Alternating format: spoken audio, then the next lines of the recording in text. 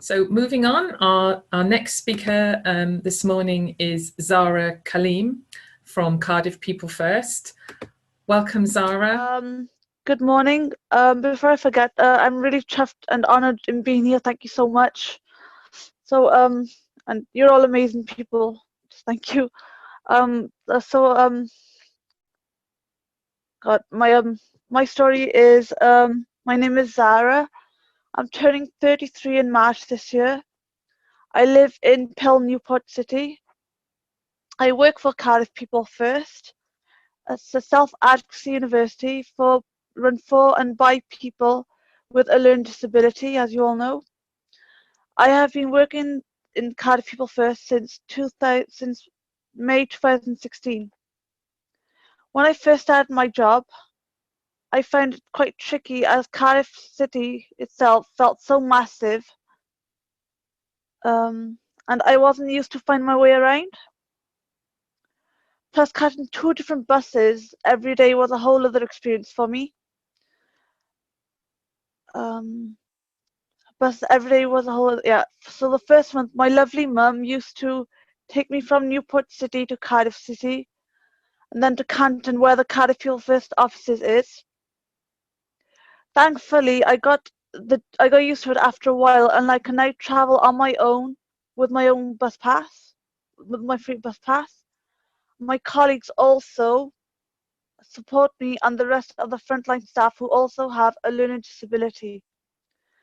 I also volunteer for my local People First, my local People First group in Newport. They support me when I was trying to get a job. They helped me write a practice CV and also doing like role play interviews scenarios. And when I got the job, I was beyond chuffed, especially that I finally got a paid work before I turned 30. So it's like that's I'm still like boggled at that. And in my job, I get to do lots of different things. Like I said, the organization is member-led, and we help campaign for the rights of people with a learning disability and raise disability awareness through our award-winning training to mainstream organizations. My colleagues, my colleagues support me and appreciate my workplace and my culture.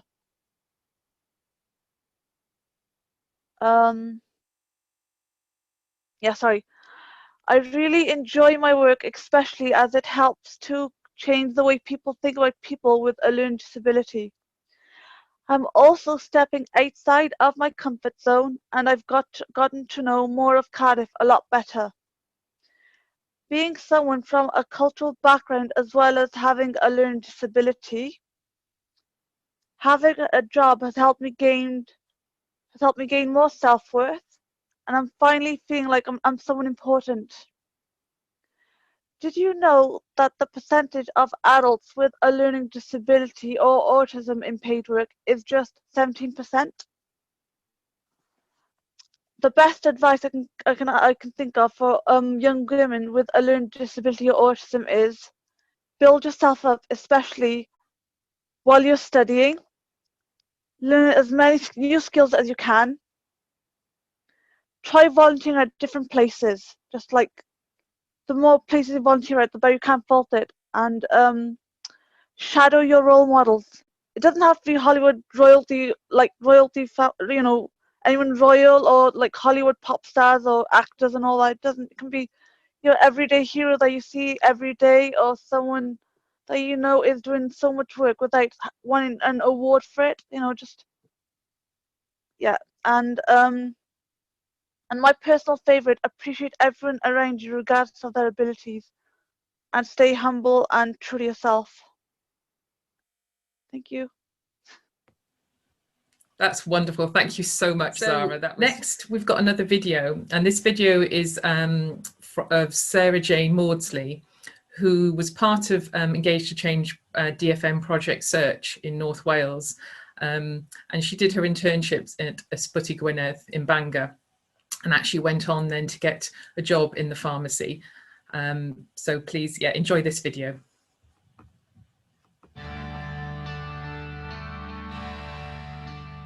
I'm working in the pharmacy in Ysbyty Gwynedd. I've started here as an internship and now I've got an apprenticeship. The tasks that I do during work are filling the robot with medication, scanning paperwork and filling drawers of stock.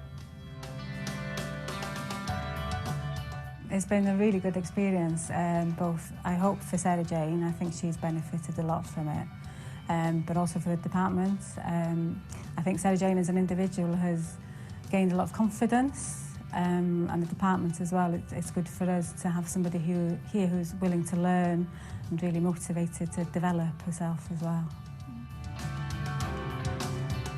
I feel really happy. I'm just really happy that this has happened to me, and from a year ago I thought I'd never get here, and it's just a big deal for me. If it wasn't for Project Search, then I wouldn't be here at all.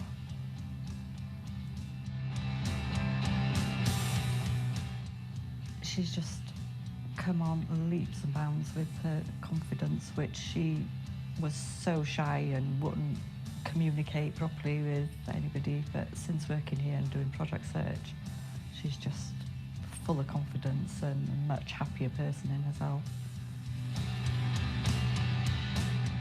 The support we've had from Rebecca has been fantastic, and Natalie as well. They were able to guide us as well as to what Sarah-Jayne's needs were, and if we needed to adapt the way we were teaching Sarah-Jayne, then they suggest ways of doing that. So it's been really good. I think they've made the journey easier for us because we've not, as far as I'm aware, not been involved in anything like this before.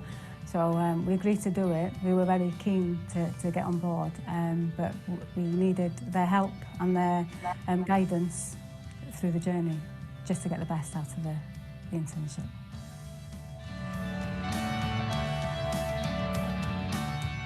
So initially with Sarah-Jayne we put in quite intensive support, like we did with all the Project Search interns. It was initially just to be with her most of the day, just to make sure that she was comfortable with the tasks she was being taught that day and stuff, and the tasks we'd learnt beforehand. And then as the weeks went on, we sort of took a step back a little bit.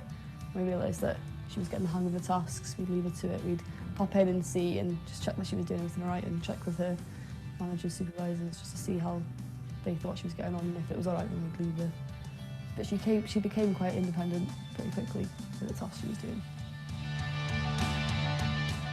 When I was younger, I had all these doctors saying to me that I couldn't do this and I couldn't do that, but because now I've got this apprenticeship, it's like proving to them that I can do it. Because I was diagnosed with mosaic Down syndrome, so that's why they were saying that I couldn't do this and couldn't do that. But because I've proved them wrong, and it just feels like I can do anything that's possible for me to do.